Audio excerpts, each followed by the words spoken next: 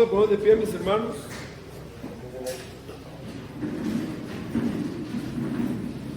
Y vamos a decir la cita, versículo y la cita. Calipsito, dígale a su mamá que si me hace el tecito, porfa, para ver si me dio. Gracias, padre. Y que mande también las empanaditas también para tenerlas aquí. Es importante eso, ¿me, hermano? El azúcar se puede bajar un desastre. ¿Listos? Juan 1, 40 al 42. Andrés, hermano de Simón Pedro, era uno de los dos que habían oído a Juan y habían seguido a Jesús.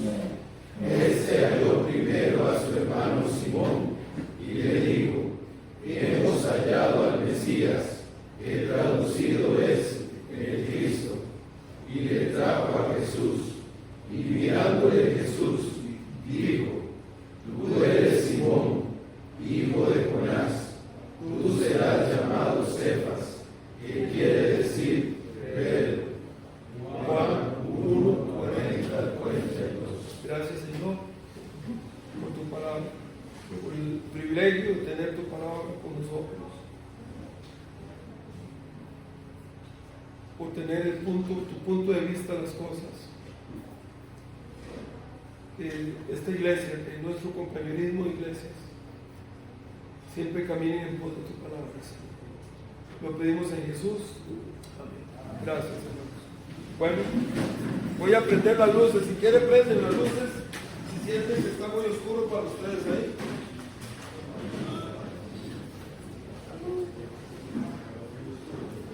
Muy bien. Vamos a tener la última lección. Ahora, Andrés, nuevamente, es el siervo de las cosas, de comillas, pequeñas. Pero aquí dice, en el versículo 42, y le trajo a Jesús. Ese acto de traer a Pedro a Jesús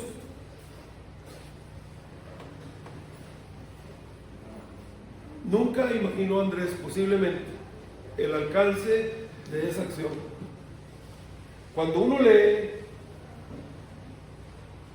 que Cristo dice, mirándole, Jesús dijo: tú eres Simón, hijo de Jonás, tú serás llamado Cefas, que quiere decir Pedro. El alcance de esa frase, posiblemente Andrés no vislumbraba ese alcance, pero esa acción, entre comillas, pequeña, tuvo un alcance enorme, hermanos, enorme. Vamos a ver acá ahora, o a repasar lo que hemos venido diciendo en cuanto a Andrés, que ese era su estilo, hacer cosas que para algunas personas son insignificantes, pero que siempre tuvieron un alcance enorme. Aquel niño y la alimentación de los 5,000. Pedro, con aquel predicador de Pentecostés, que fue el líder de los apóstoles. No sabemos, hermanos, en qué van a parar esas cosas que para muchos son insignificantes, pero no para Dios. Necesitamos desarrollar en nuestra vida esa visión de aprender de que nada es pequeño en las manos de Dios. Esa es la lección aquí. Nada en las manos de Dios es pequeño. Nada. Ahora, vamos a ver rápidamente que Andrés vio el enorme valor de los dones pequeños. El enorme valor de los dones pequeños. Hay algunas personas, hermanos, que aprecian estas cosas, entre comillas, pequeñas. Hay algunas personas que entienden que el alcance de cada cosita puede llegar a ser un alcance enorme. Y esto, hermanos, se hace evidente en el relato que vimos en Juan capítulo 6 de la alimentación de los 5,000. ¿Qué fue lo que hizo Andrés? Andrés lo que hizo fue montar el escenario para que el Señor desplegara su gloria. Eso fue. Aquel acto de traer a aquel niño, mientras Felipe decía 200 denarios no alcanzarían para eso. mientras los mismos apóstoles alrededor ni siquiera entendían cómo iban a hacer. Andrés entendía que lo pequeño en las manos de Dios se multiplica. Recuerden esto, hermanos, no es la ofrenda, no es el tamaño de la ofrenda. ¿Cuánta gente dice, yo no voy a diezmar porque lo que tengo que diezmar son 10,000 pesos? Eso no hace nada en la obra de Dios. Lo que la gente no entiende es que cuando usted diezma su 10%, sin importar la cantidad, cuando Dios toma eso, hermanos, Dios lo multiplica. Es la lección aquí. Parece que Andrés entendía que las cosas en las manos de Dios se hacen enormes. Aunque al ojo humano fuera algo bajito. Imagínense los demás cuando trae al niño. Vea, señor, aquí tengo este niño con estos panes, estos peces. Los demás, ¿qué pasa? Pero Andrés sabía que esos panes, esos peces en las manos de Cristo eran enormes, hermanos. Ahora, Cristo había subido al monte a estar a solas, ¿verdad? Era un respiro que él a veces, cuando él necesitaba un respiro del trabajo de las multitudes, esto es lo que hacía, se apartaba ¿qué? A orar. Este hecho ocurrió antes de la Pascua, un año antes, exactamente un año antes que Cristo fuera a la cruz. De pronto descubren que viene una enorme multitud. De alguna forma, podríamos decir que se habían dado cuenta que Cristo estaba ahí. Pero recuerden que Cristo, Él estaba a punto de dar una lección objetiva usando el pan. Se acercaba la hora de comer y entonces Cristo iba a usar el pan para darles una lección. Y le dejó bien claro a los discípulos: quiero que la gente coma. Así que Cristo viene y le pregunta a Felipe, ¿verdad? Vamos a ir al capítulo 6, versículo 6 de Juan. Cuando alzó Jesús los ojos, versículo 5, y vio que había venido a gran multitud, dijo a Felipe le dice: ¿de dónde compraremos pan para que coman estos? Ahora, una pregunta que Cristo estaba haciendo. ¿Verdad que Cristo sabía lo que iba a hacer, verdad, hermanos? Él sabía, pero él estaba ¿qué? Él estaba, gracias, amor, gracias mucho. Disculpe, hermanos, pero es que sí.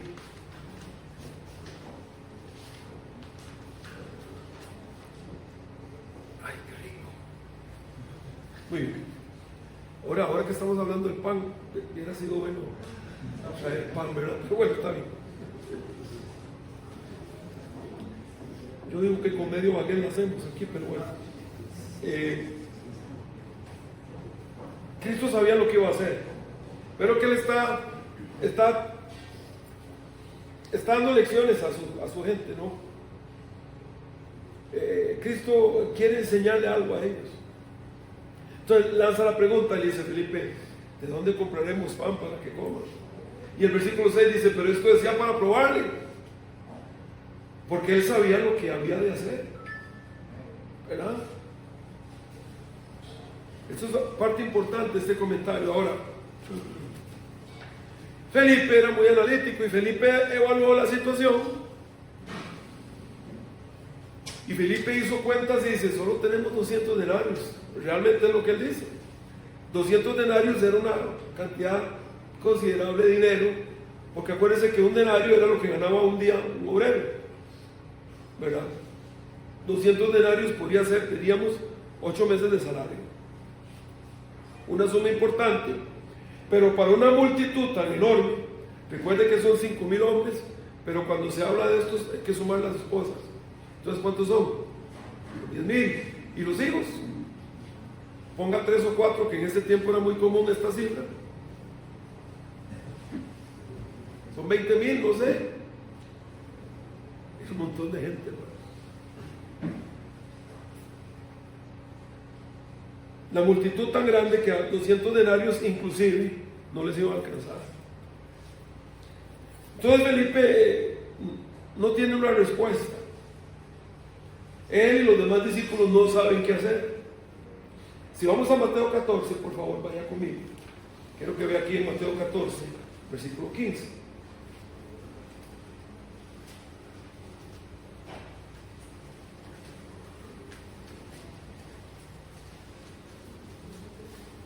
Aquí Mateo agrega otro comentario.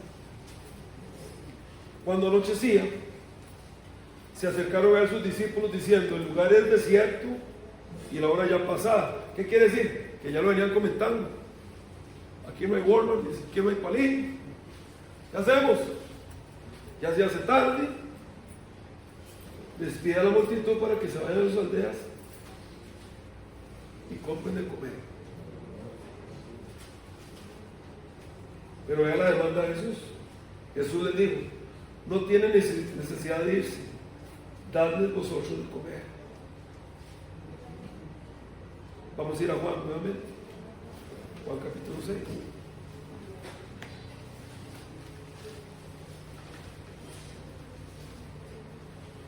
Porque Mateo dice que fueron los discípulos los que trajeron al muchacho, pero Juan dice realmente cuál fue. Y otra vez esto habla del carácter de Andrés. En los otros evangelios a veces se menciona a él como si la idea hubiera sido de todos, pero no fue así. Pero nunca lo vemos a él diciendo: vea, perdóneme, Mateo, me va a disculpar. ¿Cómo es? Perdóneme, pero discúlpeme. Fue mi idea. No lo vemos nunca haciendo esto.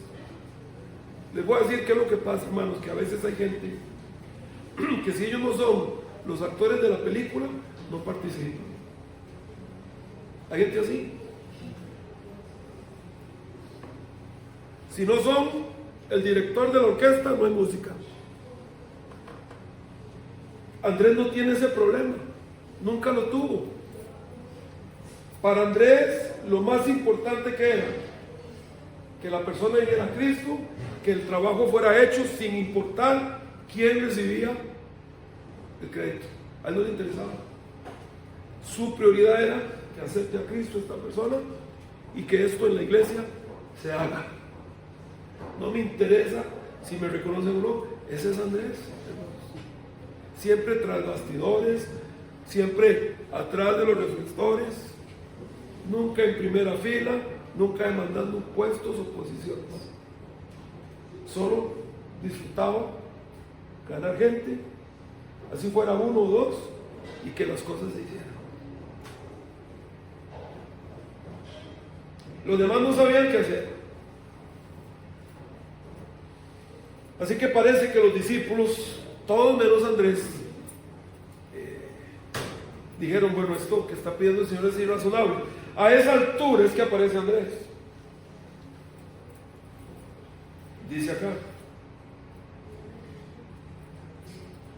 uno de sus discípulos, versículo 8, Juan 6, Andrés, hermano de Simón Pedro, le dijo: aquí está un muchacho. Y la frase que dice que tiene 5 panes de cebada y 2 pececillos más, ¿qué es esto para tanto? No es una frase de incredulidad. Lo que está Andrés diciendo: Señor, yo entiendo que humanamente esto no alcanza ni para 3 personas, pero yo sé que en tus manos es suficiente. Andrés no solamente es una persona que entendía el valor de los dones insignificantes, digo insignificantes para muchos, sino que una persona de mucha fe. Parece que Andrés siempre supo lo que había que hacer. ¿Qué hizo Andrés? Hizo lo mejor que sabía hacer. ¿Qué era? Traer a alguien al Señor. Hacer algo que para muchos era hasta algo tonto, ridículo, pero hermanos, hay tantas cosas. ¿Qué hubiera pasado si hoy hubiéramos despertado y este salón hubiera estado limpio? Los hermanos que vienen a cortar zacate,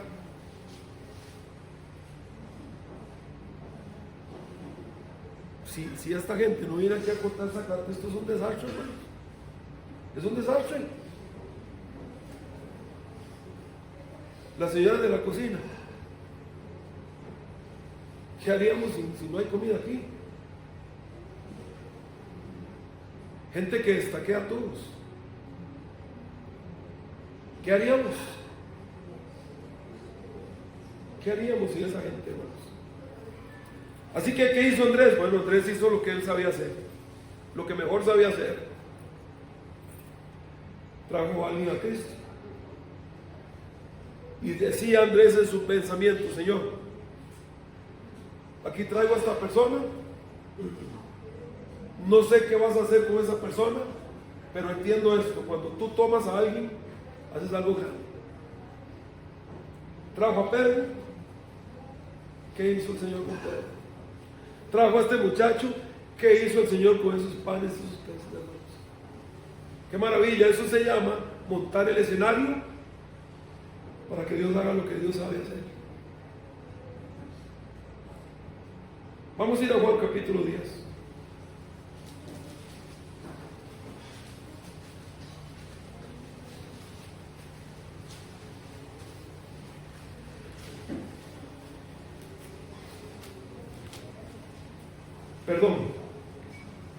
Perdón, disculpen.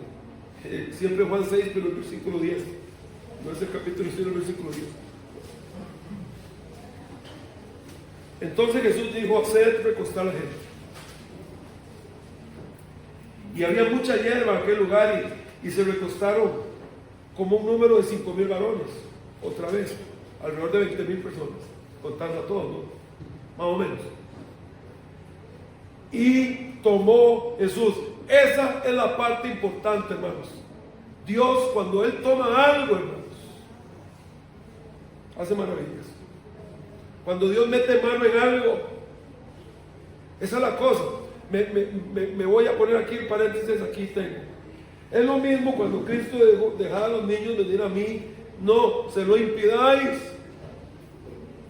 Todos los que están criando niños aquí, hermanos, es importante, hermanos, que ustedes entiendan que sus hijos tienen que estar metidos de cabeza en la iglesia para que Cristo los toque, hermanos.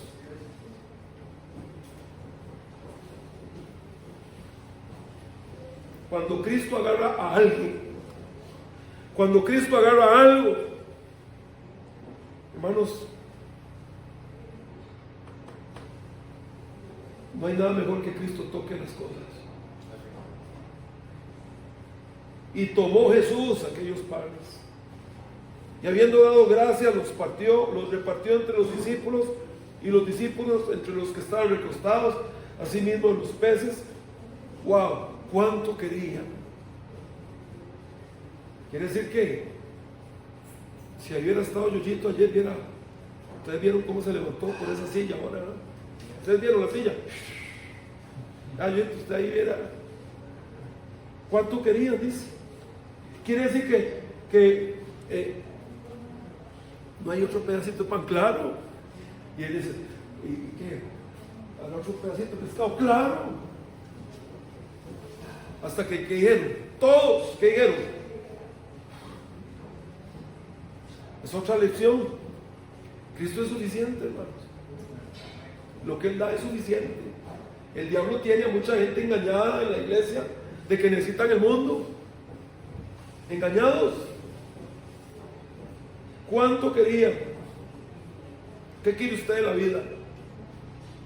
Quiero ser feliz. Con Cristo puede ser feliz. ¿Cuánto querían? ¿Qué quiere usted de la vida? Yo quiero una buena esposa. El Señor se la puede dar. Yo quiero un hogar. El Señor se lo puede dar. ¿Cuánto querían? Dice. Y cuando se hubieron saciado, dijo a sus discípulos: recoged los pedazos que sobraron para que no se pierda nada. Recogieron pues y llenaron 12 cestas de pedazos, que de los 5 panes de cebada sobraron a los que habían comido. Ahora la cebada era una harina de calidad inferior. La harina más superior, ¿cuál era? Trigo. Entonces nada es insignificante en las manos de Dios, hermanos. Nada.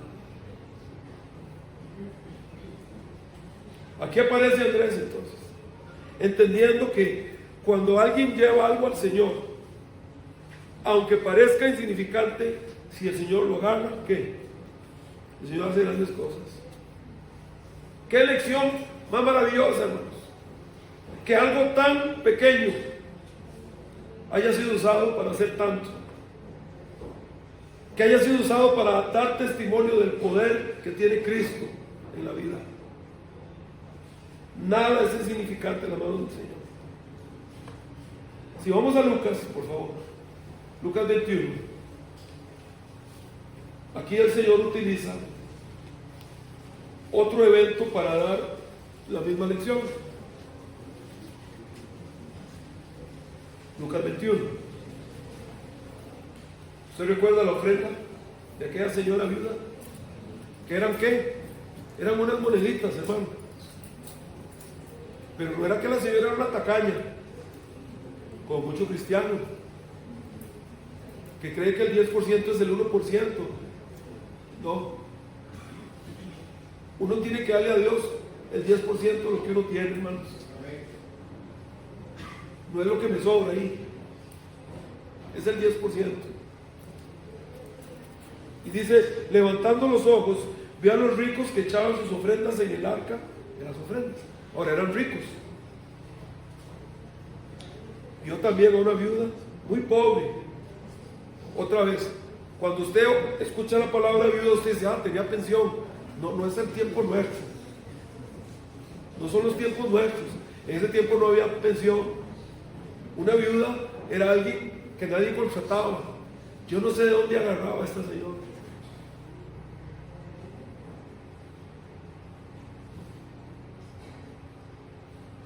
Pero ella vino al templo a darle al Señor lo que ella podía dar, lo que podía.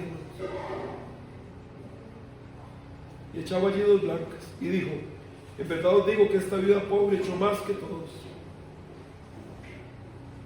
porque todos aquellos echaron de las ofrendas para las ofrendas de Dios de lo que les sobra.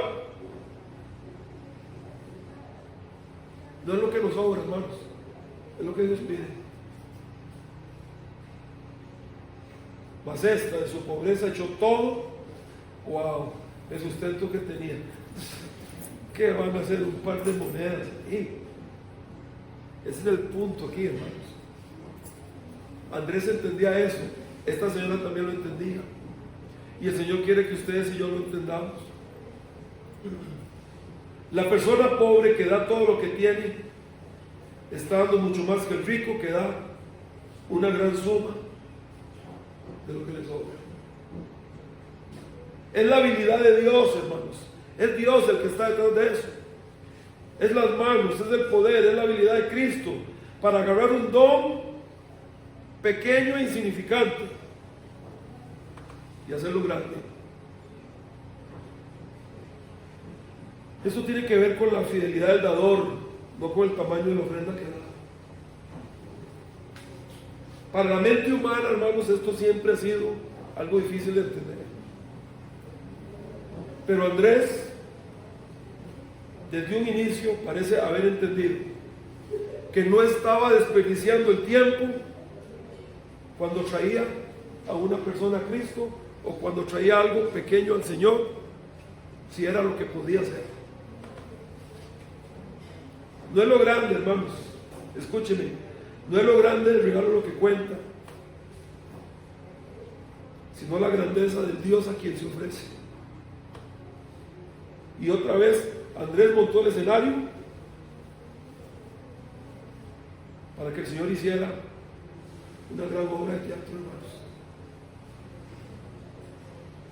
Y otra vez, claro que Jesús no necesitaba aquellos pancitos de cebada y aquellos pescaditos.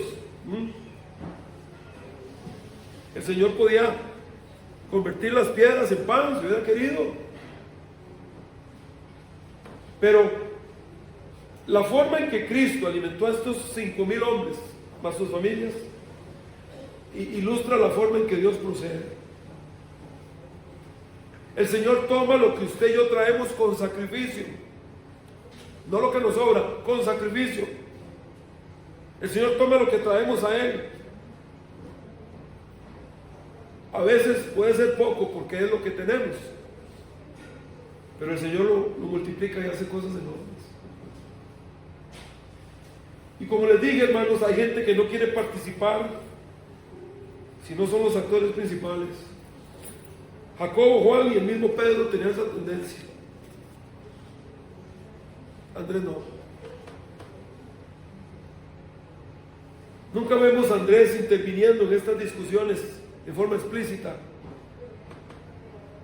Lo que hacía Andrés es que él se preocupaba. Se preocupaba más, por traer gente a Cristo que en hacerse un nombre en la tierra. A Andrés no le llama la atención los aplausos.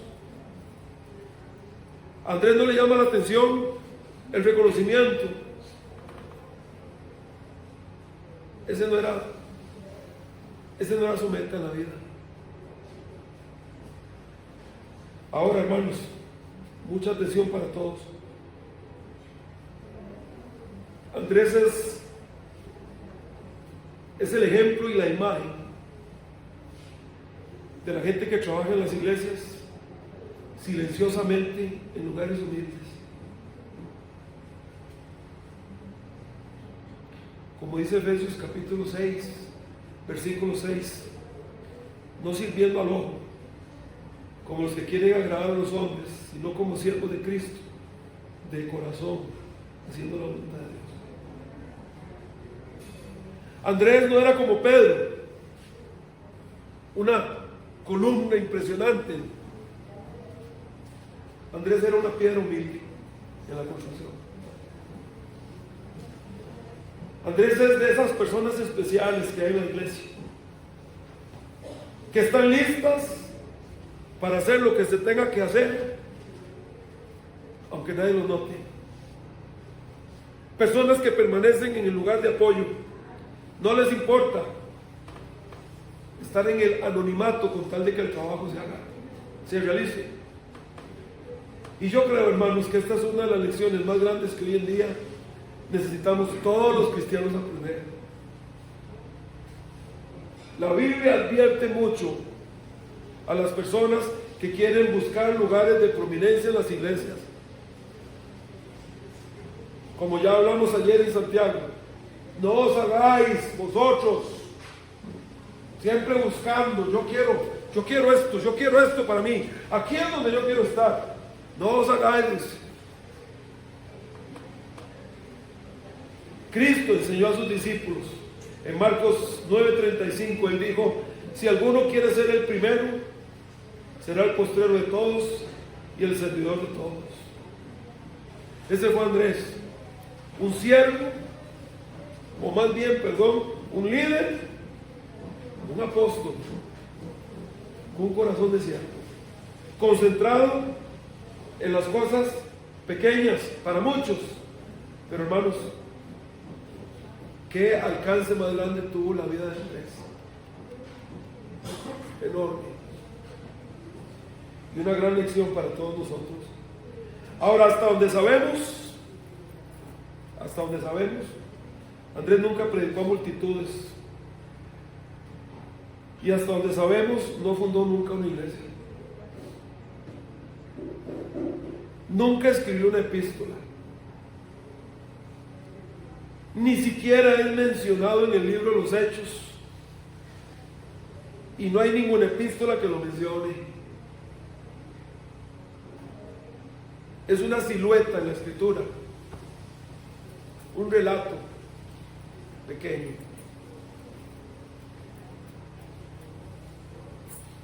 Es más, la Biblia no menciona qué sucedió con Andrés después del día Pentecostés. No lo va a encontrar. Cualquiera que haya sido su trabajo o su papel en la iglesia primitiva, les aseguro que fue un trabajo fiel. Siempre haciendo cosas que para muchos eran insignificantes, pero que era una bendición para la obra. Cualquiera que haya sido su papel, fue un hombre fiel. Siempre se mantuvo tras bastidores. La historia secular dice que Andrés llevó el evangelio hacia el norte.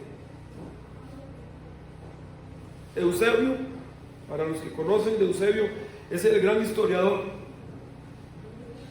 Dice que él llevó el evangelio hasta Escita. Ahora, lo que sucedió no es algo que Andrés quisiera, pero por eso es que es el santo patrono de Rusia. Aunque no fue su intención. Pero él llevó el evangelio hasta allá arriba, hermanos. A esos fríos. Sí, a loco, hermanos.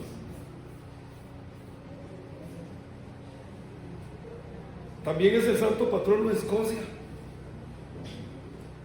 Tampoco creo que lo haya pretendido, pero lo que quiero es que usted vea hasta dónde llegó este hombre de una forma silenciosa, sembrando la palabra de Dios. Qué gran hombre, hermanos. Finalmente Andrés fue crucificado en Acaya, al sur de Grecia, muy cerca de Atenas. Y en uno de los relatos de la historia, dice que llevó a Cristo, ganó para Cristo, que era siempre su pasión, llevar personas a Cristo. Ganó para Cristo a la esposa del gobernador principal de esa región, la esposa del gobernador romano de esa región. Y el esposo de esta mujer se enfureció. Este quiso que su esposa renunciara a Jesucristo, pero ella se negó a renunciar a Jesucristo. Así que le emprendió contra Andrés y lo hizo crucificar. Y por orden de este gobernador, y para prolongar el sufrimiento de Andrés, lo crucificaron y lo amarraron a la cruz en vez de clavarlo. La tradición dice que la cruz era en X. Y de acuerdo a la mayor cantidad de relatos, permaneció colgado a la cruz durante 2 días. Tiempo en el que exhortaba a todos los que se le quedaban viendo y les decían: abran su corazón a Cristo. Después de toda una vida de ministerio, a la sombra de los demás apóstoles, ese fue su final. Pero después de toda una vida de ministerio, al fin y al cabo tuvo el mismo final y destino que los demás. Se mantuvo fiel hasta el fin, y hasta el fin llevó uno a uno personas a Cristo. ¿Fue Andrés un hombre de poca importancia, hermanos? No. Fue un hombre enorme. Y fue un hombre privilegiado. Fue el primero en escuchar que Cristo era el Cordero de Dios. Fue el primero de todos en seguir a Cristo. Formó parte de aquel círculo íntimo de 4 que siempre andaban con Cristo. Su nombre está escrito junto con los demás apóstoles en los fundamentos de la Nueva Jerusalén. Y lo mejor de todo, fue un hombre feliz, porque se mantuvo haciendo toda su vida lo que le encantaba hacer, y era llevar personas a los pies de Cristo. Debemos dar gracias a Dios por gente así como Andrés. Por estos individuos, hermanos, silenciosos, que trabajan fielmente en el anonimato, usando sus dones, que para muchos son insignificantes, pero no para el Señor, y no por eso dejan de hacerlo, y no por eso se arrugan, siguen. Esa gente que el Señor usa para alcanzar cosas grandes, no reciben reconocimiento, pero no les importa. Lo único que quieren es traer gente a Cristo, que las cosas se hagan y se lleven a cabo, y su meta final es escuchar un día al Señor decir: buen siervo y fiel. El legado de Andrés, hermanos, su ejemplo, ese es su legado. Mostrarnos que un ministerio efectivo con frecuencia comienza con las cosas pequeñas, con personas, uno a uno. Ese es su gran legado. Y Dios se deleita en gente así. Vamos a leer 1 Corintios 1, 27 y terminamos. Dios se deleita en estas cosas, hermanos. Porque lo necio del mundo escogió Dios. 1 Corintios 1, 27. Para avergonzar a los sabios. Y lo débil del mundo escogió Dios. Para avergonzar a lo fuerte, y lo vil del mundo y lo menospreciado escogió Dios, y lo que no es, para deshacer lo que es. Ahora, quiero que note cómo termina. ¿Cuál es el fin? Que nadie se jacte en su presencia. Esto lo hice yo, no señores. Esto lo hizo Dios. Y usted y yo simplemente fuimos una herramienta. Y le voy a decir algo, hermanos, que lleguemos a entender todos aquí, que yo prefiero, y ustedes, ser usados por Dios y no por el diablo. Andrés fue un gran hombre, hermanos.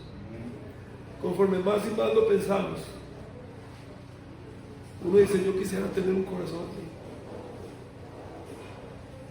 que lo que a mí más me interese sea ganar gente para Cristo, y que mi iglesia y que la obra de Dios camine, aunque nunca digan que fui yo, no me importa. Que Dios se lleve la gloria, hermanos. Gracias, Padre,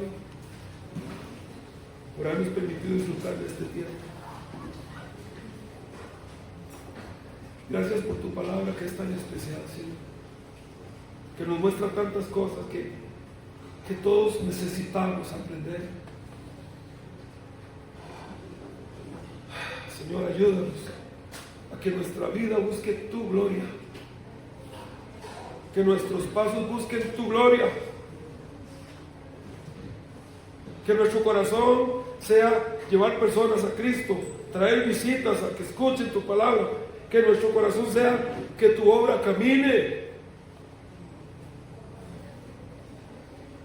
Gracias por el ejemplo de Andrés, Señor. Ayúdanos a tener ese corazón.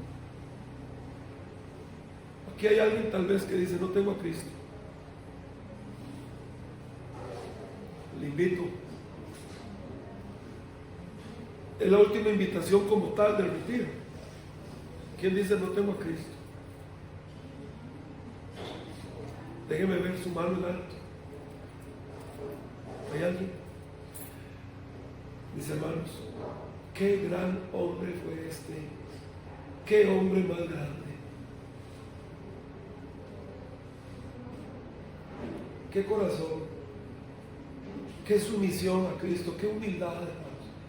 Yo les digo, hermanos, realmente me enternece el corazón. Llegar a amar tanto a la gente sin Cristo, llegar a amarles tanto, que el corazón sea llevar aunque sea uno a uno. Estar tan preocupado porque la obra de Dios camine,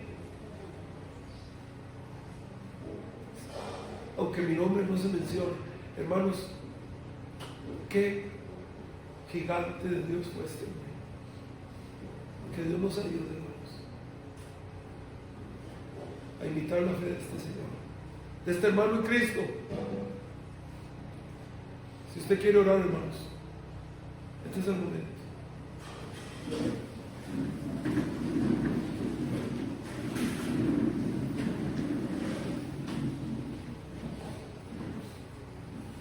Gracias, Señor, por permitirnos venir acá. Gracias por este lugar tan lindo que nos has dado. Yo te pido, Señor, que la iglesia ame este lugar, colabore con este lugar. Pido que cada hombre de nuestra iglesia siempre esté puesto a venir acá. Y cuando nos dé la nueva ocasión, igual, que estemos dispuestos, Señor, a trabajar, a luchar por tu obra. Señor, nuevamente, qué gran siervo formaste. Qué gran hombre, Señor, formaste. Qué corazón más precioso. Qué humildad. Qué meta tan definida en la vida de que tú recibieras la gloria siempre. Ayúdanos, Señor, a imitar la fe de Andrés, a este testificar, a este invitar uno a uno. Ayúdanos, Señor, a aprovechar cada puerta que nos abres, aunque otros no lo reconozcan, no importa, ayúdanos. Que nuestra meta es que la gente venga a tus pies, que nuestra meta es que tu obra camine, que nuestra meta es que nuestra vida te glorifique en esta tierra. Que así sea, Padre, en Jesús oramos.